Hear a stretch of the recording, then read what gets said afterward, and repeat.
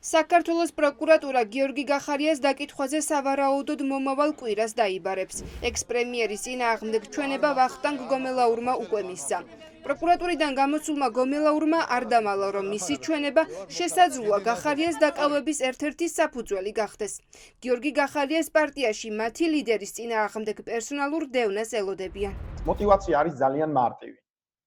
რომ მოახდინონ ზოგადად ამ საკითხის აბსოლუტური პოლიტიზირება და საბოლოო ჯამში გაანეიტრალონ ოპოზიციური პოლიტიკური ფიგურა ყოფილი პრემიერ-მინისტრი გიორგი გახარია და მისი ოპოზიციურად განწყობილი გუნდიც. გიორგი გახარიას პროკურატურა ჩორჩანაში საგუშაგოს ჩადგმას ედავება. სწორედ ამის გამო დაიწყო გამოძიება, რომელიც 15 წლით პატიმრობას ითვალისწინებს. კახა ქემოკლიძე ჩორჩანას მოვლენების დროს ეროვნული უსაფრთხოების საბჭოს აპარატის უფროსი იყო. ყველაზე კარგად იცის, რა მოვლენები უძღოდა წინ საოკუპაციო ხაზთან სიტუაციის დაძაბვას.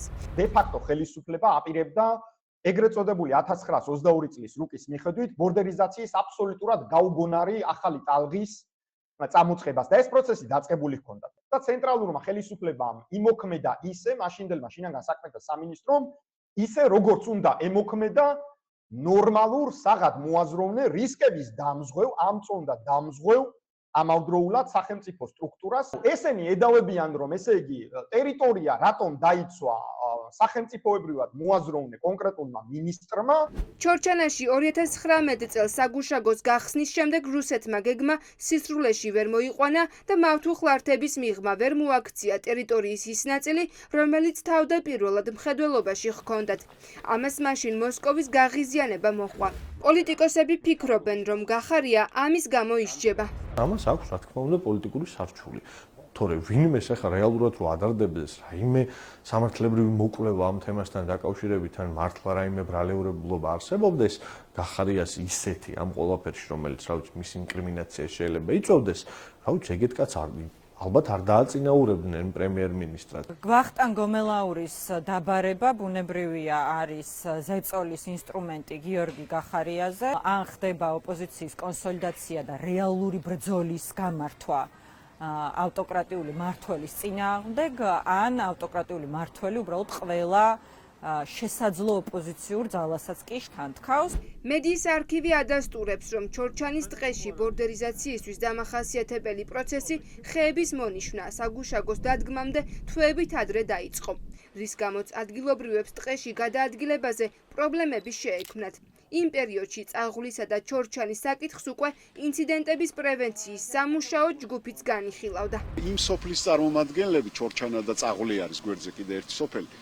ამბობდნენ, რომ წინა პერიოდში აფრთხილებდნენ ოსური და რუსული შეიარაღებული შენაერთები, რომ ამ ტყეში აღარ იაროთ, ეს ჩვენი ტერიტორიაა და ასე შემდეგ. იქ არის ტალკის საბადო და ამ რესურსების მითვისება უნდათ მე როგორც ვიცი. აი ეს ტალკის საბადოსა და იმ ტყის მასივის ოკუპაციას მე ვფიქრობ, რომ ამ საგუშაგომ შეუშალა გარკვეულწილად ხელი. ჩვენ ნიშნულები წაღვლი ჩორჩანის ტყეში აღმოვაჩინეთ 2019 წლის დასაწყისში.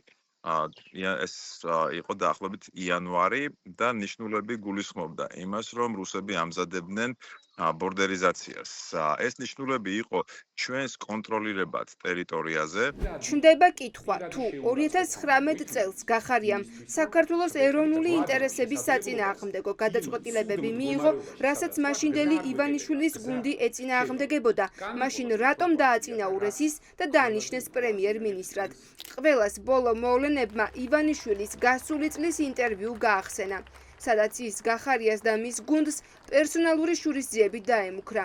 აი გახარიას პარტიის წევრები, აი ნუ არ ვიცი, კიდევ ვიმეორებ, რომ არასდროს შეურაცხყოფა არ მიმყენებია პოლიტიკოსის ამ გარეწარს და ამას არ დგანონ და ამის გვერდით. რა თქმა უნდა, მათ გასამართლება მოუწევთ. სასამართლოს დონეზე გვაქვს ყველა დოკუმენტი დალაგებული. რა თქმა უნდა, ამათ მოუწევს პასუხისმგება და მკაცრი პასუხისმგება. მასაც და მისი პარტიის წევრებს უფრო მეტი გაღიზიანება მათზე მოხდა. ეს არის პერსონალური ვენდეტა. ასე აფასებენ პოლიტიკის ექსპერტები ჩორჩანას ეპიზოდზე დაწყებულ გამოძიებას.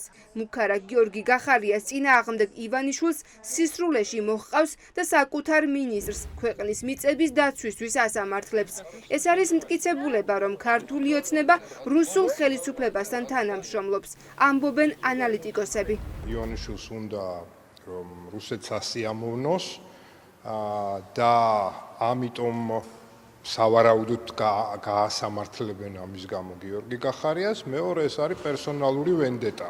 საქართველოს პროკურატურამ გამოძიება საქმეზე 4 მუხლით დაიწყო. ჩამონათვალი ვრცელია, მაგალითად ასეთია: დამამძიმებელ გარემოებაში საბოტაჟის მცდელობა, უცხოეთის ორგანიზაციისათვის მტრულ საქმიანობაში დახმარება, საქართველოს კონსტიტუციური წყობილების და ეროვნული უშიშროების საფუძვლების წინააღმდეგ მიმართული საქმიანობისთვის ფინანსების მობილიზება.